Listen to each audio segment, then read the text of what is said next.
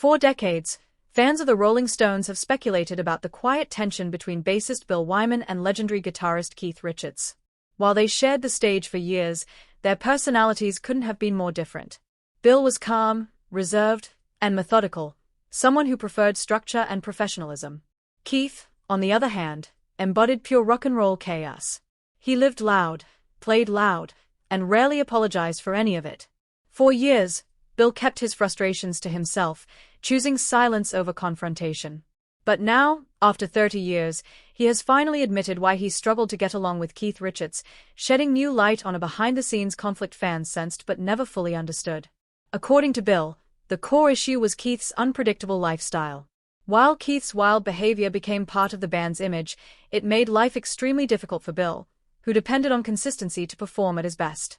Rehearsals would sometimes be delayed for hours, sessions would fall apart unexpectedly, and tours often felt like walking into a storm. Bill revealed that Keith's unpredictability wasn't charming to him, it was exhausting. He described moments where the band was ready to record or hit the stage, only to discover Keith wasn't in any condition to do so. For Bill, who treated music like a disciplined craft, it caused constant frustration and resentment. Bill also opened up about the difference in their musical philosophies. Keith embraced a raw, improvisational style, believing that imperfections made the music real. Bill, by contrast, valued precision. He believed in clean execution, clear arrangements, and reliability.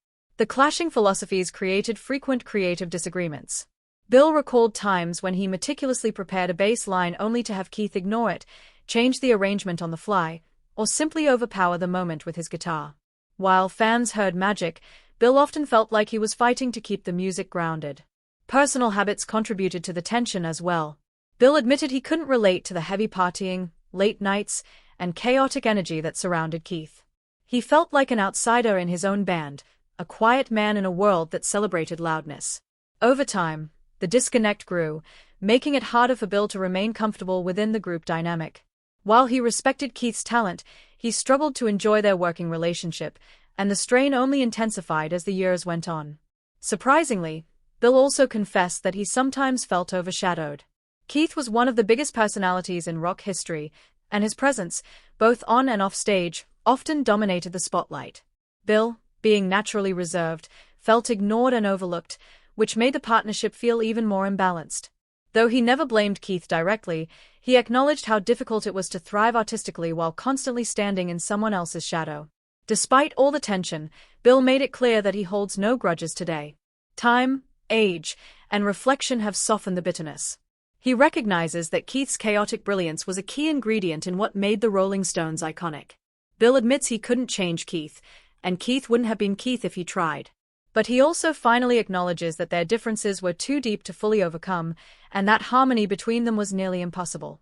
After 30 years, fans finally have the real explanation behind their strained relationship, a candid confession from Bill Wyman that confirms the rumors were true.